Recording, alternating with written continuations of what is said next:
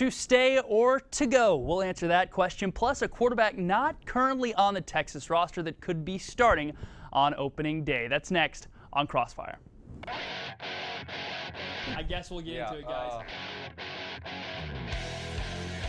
Always enthusiastic, unbelievable, hard-nosed. Roll up the sleeves for this one. This Dallas team was very overrated from the start, like they always are every year. The talent there, Kevin Mack, Eric Davis, and Cronin Roach are maybe three of the most talented guys on the team. Oh, that's an ugly shirt. Always a pleasure having you on, guys. Time to freak out, Reese. Welcome into College Crossfire, your home for live sports debate. We hope you had a wonderful spring break, but it is so good to be back with you. Hope you're glad to be back with us. Fantastic panel on hand, ready to break it all down. We missed a ton over the weekend, guys. We've got Mark Skol, T. King, Tyler King himself, Joe Morris on as well. How are we doing, guys? Doing good. I like the new set. Shout out to Matt Adams. It looks Yeah, great. how about that? Eric That's Goodman awesome. getting it done. Eric Goodman, Matt Adams. Yeah, we've got, look at these little helmets on here. Yeah, Josh Like a Montella. That's him. squeeze on That's somebody's great. head. Love Wow. It. Love it. Looks good. Little touch for spring football. Yeah, little Texas flag there. I like that. I like that. Some of the hats They match up. look pretty good. Yeah. Well, excited to be back. Exciting new set. Joe, I can tell you're fired up. Let's go ahead. I know how you guys are doing. Let's go ahead and dive in. We begin tonight with the Texas women's basketball team that is headed for the Sweet 16 for the third straight year under Karen Aston. The Longhorns were bounced by UConn in last year's Elite Eight and the previous year in the Sweet 16. They don't have UConn in this year's bracket, but the question is, can the Longhorns take one more step into the Final Four in Dallas? Guys, barely escaping NC State on what would have been an upset last Sunday in the round of 32. Joe, I'll start with you. Do you think Texas has what it takes to get past most likely Stanford and then maybe Notre Dame to get to that Final Four? I don't think they get past Stanford, to be honest. Texas beat them earlier in the season, but I just don't. The way they've been playing as of late just doesn't look like they're going to be able to carry that into the game coming up. They've been pretty lackadaisical, and that game against NC State was way closer than it should have been. So there's no way they're going to beat a much better Stanford team than when they played them last time. Yeah, against a 6 seed, of course, that Texas had a 15-point lead after the first quarter and then it didn't play well for the second and third. Tyler, do you think they can get past Stanford, a team that they've struggled with and, sorry to correct you, but actually lost 71-59 first game of the season? I think they can. I think North Carolina State was a wake-up call for them. But here's the thing. The dominoes are falling in place for Texas right now. If they get past Stanford, then most likely Notre Dame ahead of them. But here's the thing. Notre Dame lost one of their best players, Brianna Turner. She tore her ACL in the second round. So that's going to be something to help Texas. Notre Dame's not going to be at full strength, but that's also saying they get past Ohio State. As long as they beat Stanford, I think they should be able to get past either Ohio State or Notre Dame. But I think the dominoes are falling in place for them with injuries and teams not being at full strength. Yeah, we'll see if maybe that win against NC State sparks them a little bit. Lost 4 of 5 heading into tournament play. I don't know. We'll see if they get it going. Mark, what do you think? It's March Madness, and UConn's not on their side of the bracket, so of course they have a shot. Of course they can win. They played Stanford even though they lost, I thought it was a pretty close game, hard-fought game throughout. So they definitely have a chance to beat them. I like the way Brooke McCarty's been playing lately. Joyner Holmes coming up clutch against NC State. I like the way they've been playing. They've been able to beat teams like Baylor, Florida State, at Florida State, so I think they definitely have a shot. They've beaten some of the best teams in the country. Why not them? Why not? You mentioned this year the first time in 3 seasons that they haven't had to go through UConn's side of the bracket. I don't know. Joe, I'm with you here on this one. I think you're going to get the points. Yes, they did have 3 straight top 10 wins there in a stretch in February, but they lost 4 or 5, including Iowa State, Kansas State. I just don't think they're hitting their stride at the right time, and I thought they easily could have lost to NC State. Joe, you're getting the points. But never know what could happen. From the women's team to the men, one of the few bright spots this season, Jared Allen has announced he will declare for the NBA draft, but not sure if he's going to hire an agent just yet. So there is still a chance he could return to the Longhorns next season, and Shaka Smart's squad will be his 3rd year.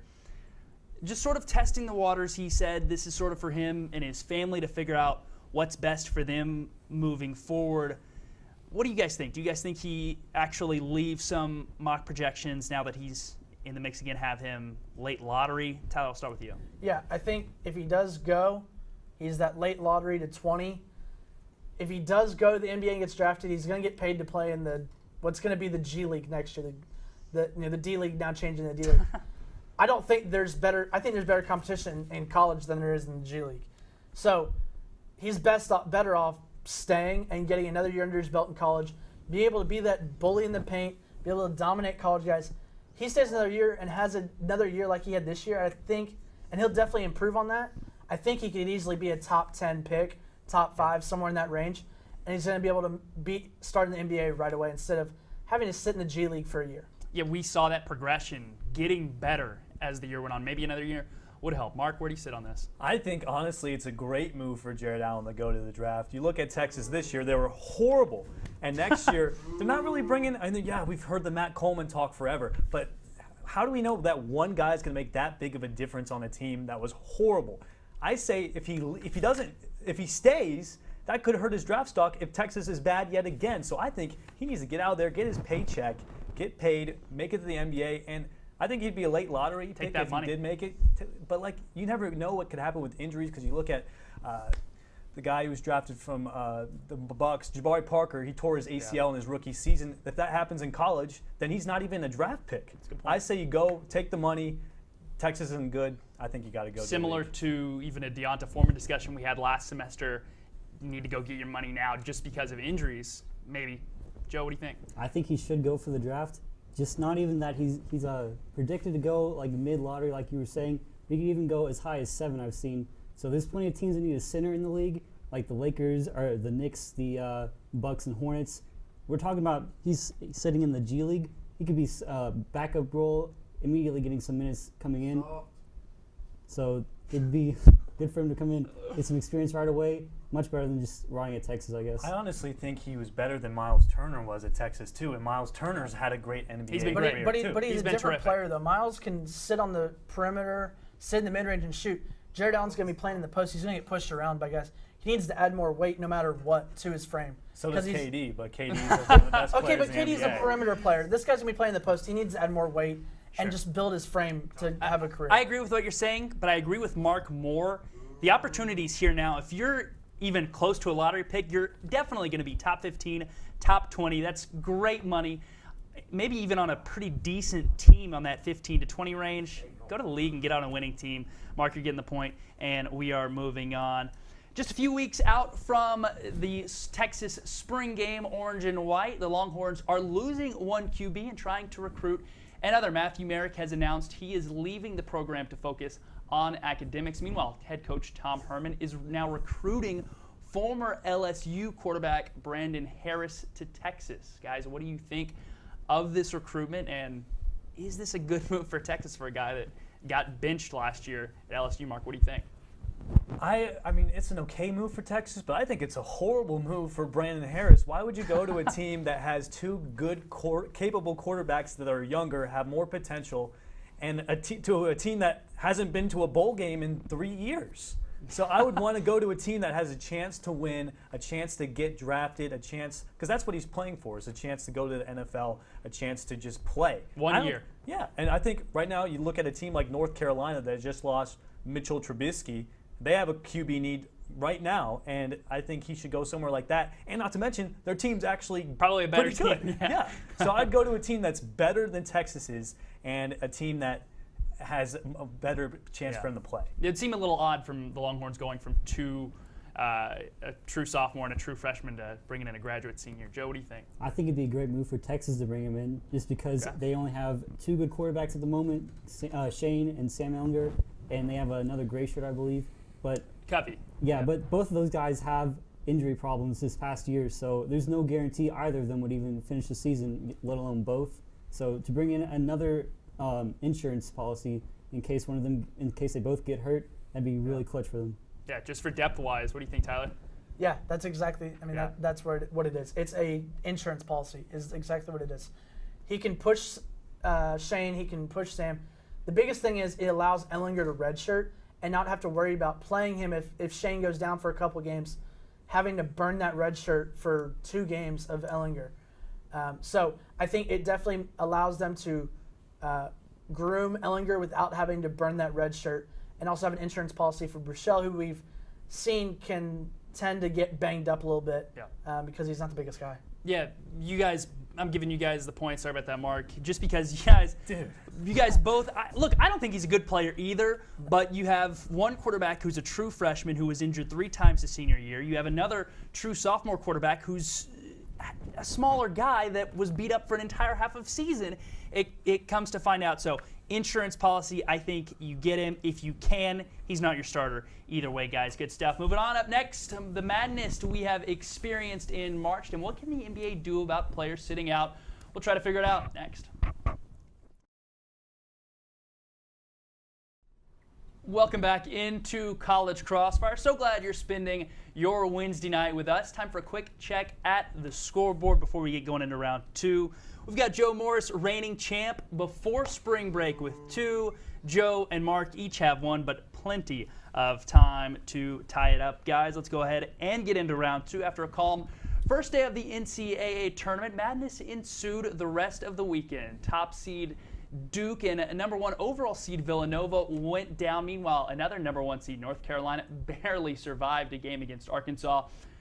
What was y'all's biggest takeaway from opening weekend? Sort of a slow start, and then things got pretty wild. Joe, we'll start with you. Who did the rankings for this tournament this year? Middle Tennessee State, a team that won a game last year and returned most of their players, is a 12 seed. Michigan State, which really didn't even deserve to be in, was a 9 seed. You have plenty of teams that are in the Sweet 16 right now that are a 5 seed or above. There's really no excuse for seeding teams this badly when you've had a whole year to evaluate them and know that they're much better than this. Yeah, you've got Wisconsin as an 8 seed. You had Minnesota, who, if you've watched those teams play, they're not even close, but they were a 5 seed. Tyler, what's your biggest takeaway from opening weekend?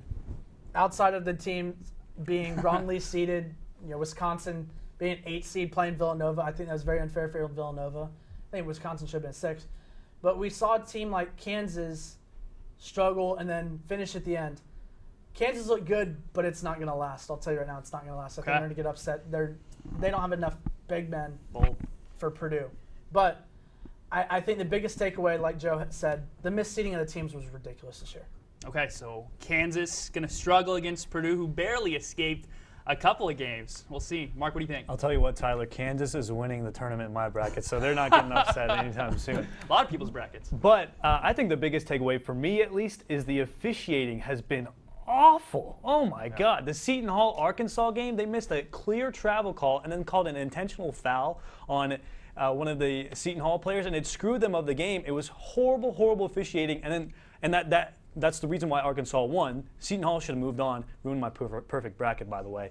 And then the other one, Duke, I know they ended up losing, but in the Duke-South Carolina game, Duke was getting a lot of favorable calls down the stretch when I don't think they deserved them. And I just think when you're in this kind of playoff, postseason basketball, the officiating has to be top-notch as well, and it hasn't been. And it's been frustrating, at least for fans to watch, I think. Yeah, Mark, I'm totally with you. You're getting the point here. It doesn't make sense that a tournament and a sports event of this magnitude can have such poor officiating. You mentioned Seton Hall and Arkansas. The refs got back at Arkansas because North Carolina got several favorable calls. So congrats on the point. And congrats, you had 16 of your first 16? 18 of 18 to start it off. It's pretty good. Much better than any of us, I know for sure, guys.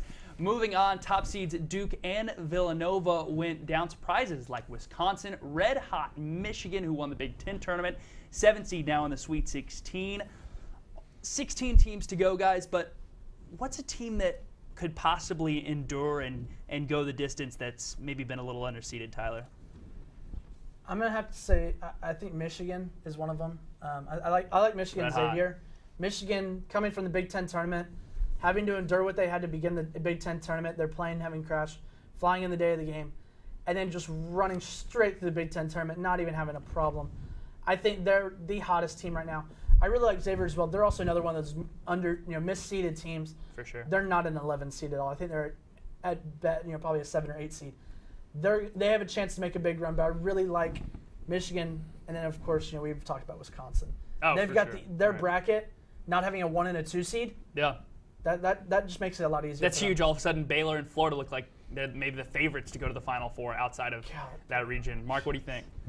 For me, I think it's a team that's had success in the tournament recently. I know they have a different coach when they had the success, but I think it's Butler. Butler's been unbelievable. They're always good in the tournament. And fun fact for you, every time they made it to the Sweet 16, they made it to the Final Four, the championship game. So I like Butler. They're playing North Carolina in their next game. North Carolina didn't look that great against Arkansas. Like you said, they got some favorable calls down the stretch. So I think Butler's definitely a team that could possibly make it to the Final Four. The only thing that's kind of a roadblock for them is possibly playing Kentucky or UCLA in that Elite Eight game. But I like Butler. I like their coach. I like just how they always play in the tournament. Gosh, I like Butler too, but I think that's the hardest region. I think Carolina's the best But team. They did it before, and I think they can do it again. UCLA and Kentucky, I think either one of them. It's the only region with 1, 2, 3, and 4 also. Wow, great stuff. Joe, what do you think? Give me USC. USC. Wow, the Trojans. South Carolina, that is.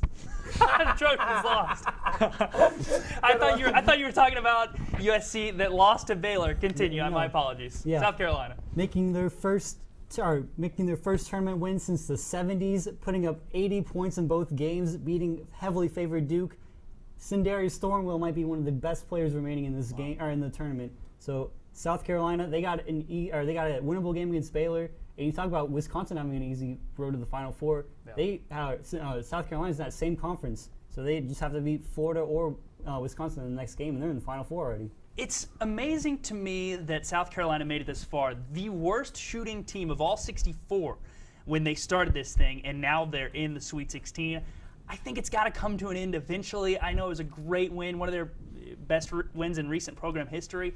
I think their luck runs out this weekend, unfortunately for them. Tyler, I'm giving you the points, guys. Moving on, final question of the round. At the beginning of the season, a Warriors-Spurs game in prime time on a Saturday night sounded like a pretty premier matchup. Fair. Until the best 4 players possibly from each team sat out the game because of either rest or injury. The Spurs started this trend a couple of years ago, resting older players, getting them some extra games, shortening the season. Guys, this is seemingly becoming an epidemic around the NBA, but the league's in a tough position. They can't demand coaches to rest their players, but fans are constantly suffering. Mark, you're going to try to see LeBron this weekend, and you'll be very disappointed if he's not there. So it hurts the fans as well. So I'll start with you. What's the NBA got to do here? Well, the NBA has to just tell their players, if you're not going to play because you need rest, retire. You get all the rest you want. It's ridiculous how people are sitting out games when they don't really need to be. If you're making money, you're making millions of dollars, and they make probably close to, LeBron probably makes close to $500,000 a game. If he's making that much a game, why is he going to sit? That's $500,000 just going nowhere. You got to be playing these kind of games. If you're too tired, if you're too fragile to not play, then retire. Get out of the game. It's ridiculous. Yeah, it definitely hurts. Although $500,000 might be $5 to us if you're talking about LeBron James' wallet. Joe, what do you think? Well, I think sitting out players isn't really the problem. I think it's a symptom of the problem, and the problem is that there's too many games in a short period of time for players. You talk about all these back-to-back games that coaches and players that really just don't like going through because the night in, night out, all that kind of stuff. Yeah. If you get rid of back-to-back games, spread out the season a bit more, maybe even reduce the number of games, because there's still going to be television markets and stuff for every game, regardless of if there's 60 games or 82. Then you're going to start seeing a lot more players not having to rest because they're more well rested. Yeah, 82 is a lot. Maybe close down, but amp up the product maybe a little bit. What do you think? I think the NBA needs to hold these teams accountable whenever their players sit on the road. Because like you said, Mark is going to watch the Cavs and the Spurs weekend, and if that's the one time that LeBron's in the area, so he's going to go watch them. Right. And if LeBron doesn't go, he's going to be mad. And there's going to be a lot of other fans mad because that's the one time that you get to see LeBron, the entire year. So Maybe saved up tickets to see him. exactly. So these fans having to pay, and also the ticket prices are outrageous. So these fans paying these prices to go see them, I think the teams that have the players sit when they're on the road like that, they need to be punished by helping reimburse these fans at least something for those tickets because they paid to see the players play, not sit on the bench. So they need to do something to reimburse the fans because they're taking a chance to go see these teams for the one time and paying a crap ton of money. I'll tell you What do you one think? thing. Kobe Bryant said, like a long time ago, he says, I'm going to play my best every single game because I know there's one kid who's going to be in that stadium who's watching me play for the first time, and I want to make a good impression. So I think these guys got to play. You got to have that Kobe mindset. Well, to say something about that, the though. NBA is in such a tough position because they can't really tell coaches you have to rest your guys, but because if the guys really do have an injury, it's tough. It's a tough situation. Well, I mean, for these kids, though, like I think these kids are going to be more disappointed if LeBron's not available for the playoffs or anything because he's injured playing too many Fair. games. Yeah, but I mean, never mind. Joe, I think you sold me on. I think baseball, hockey, and NBA can all use a little bit of a shorter season. It's one of those quality over quantity things. Get everybody at their maximum potential. It's a better product overall, guys. Heading to break. Time for rapid fire. We'll light it up and double the points next. Welcome back to College Crossfire. We've got a good one going on. Time to settle a winner and ignite rapid fire. We're going to double the points. Any of you fellas can jump in as soon as I ask the question, and we will decide a winner. Right now, the score is 3-2. We've got a good one going so far. It's been excellent. Let's go ahead and keep it going. What do you guys think? Fine with me?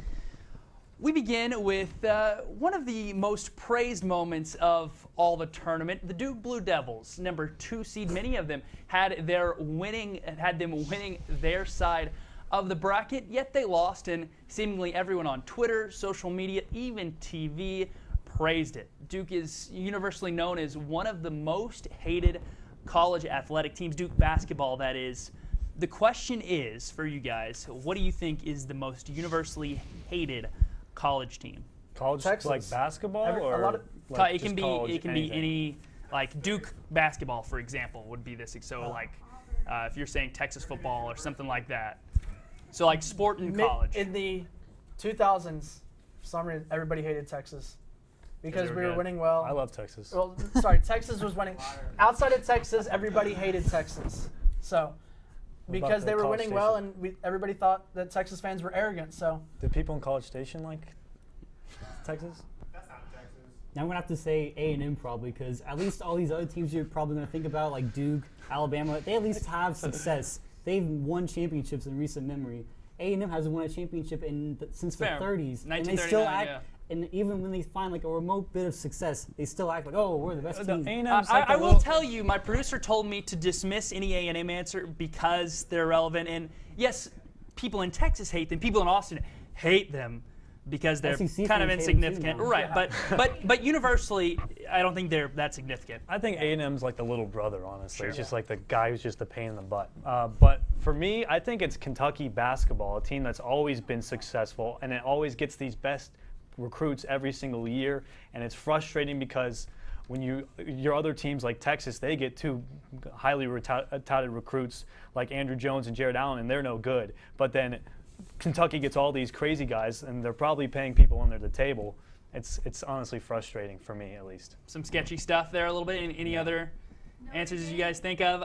Notre Dame, from our sports director, Alyssa Killebrew over there, that's the answer I thought. Everyone hated Notre Dame football I enjoy Notre Dame. historically. I enjoy- Historically. It yeah. depends if you're talking about the last several years or Rudy. overall. Yeah, Rudy. I think Rudy's Duke got- might Rudy got be me. number one. Rudy's a good answer too. Mark, I'm giving you the points.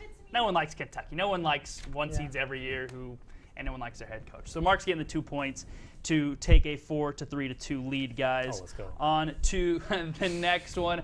Tyler, something I know you're very happy with. I'm sure many of you at home may have a little dual screen going on. World Baseball Classic going on right now, as we're debating it right now as well. The question is, many of these players have been criticized for not playing for the country they were necessarily born in, but the country they would claim. So our hypothetical to you is, you can't pick the United States, but what other country would you choose to play for?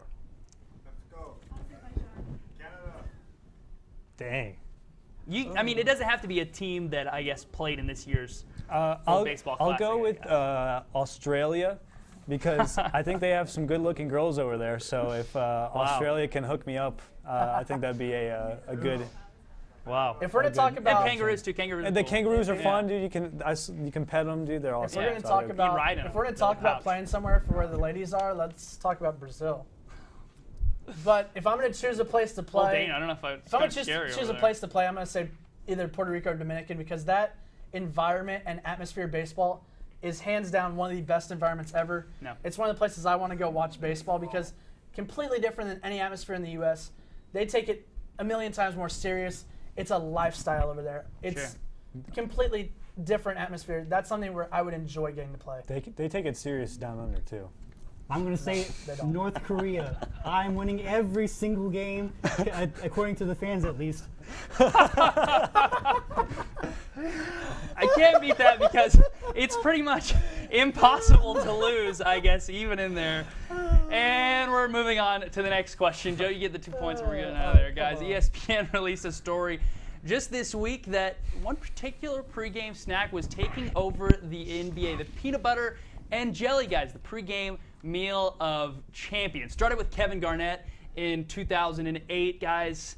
It's sort of become a ritual. It's spread throughout the NBA. Everybody's got to have their PB&Js, one of my personal favorite snacks. I'm sure you guys as well. The question is, what pregame ritual would you want to start that could spread over the NBA? A ritual or just like something to eat? It could be a habit or it could be something to eat. Oh man. Something you could do for every game. It's up to you. Oh man. Sacrifice an opposing fan before the game.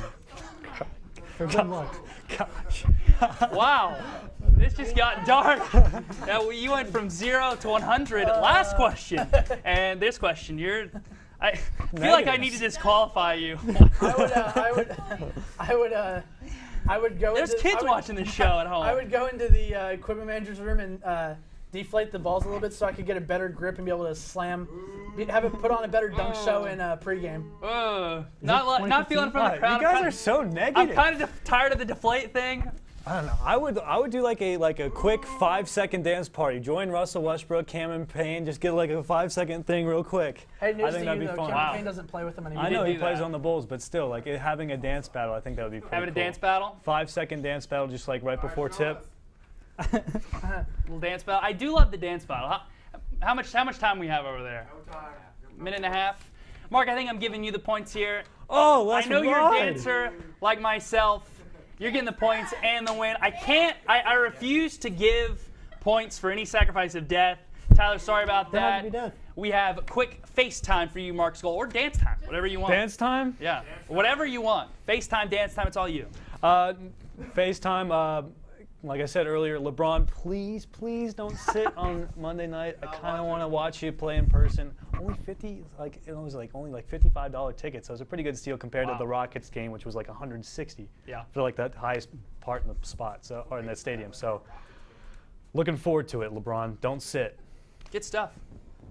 Good stuff, fellas, all around. Fun weekend. Sports coming up. See if the women can maybe make a Final Four run, and we'll get to it next week. See if USA can pull off this victory. against Yeah, Puerto Rico. good stuff. We will let you get back to the World Baseball Classic. Of course, you were with us. That will do it for this week in College Crossfire. Mark Skol, Jr. T. the third is your winner. Terrific job by all the panelists. We are live every Wednesday night at 9 right here on TSTV. Pressbox, our news sports show, is on Mondays at 9:30. Keep up with us on Twitter as well at TSTV Sports. Special thanks to everyone in studio and master control, and to you for spending your night with us. Until next week, I'm Reese Miller. Have an outstanding night.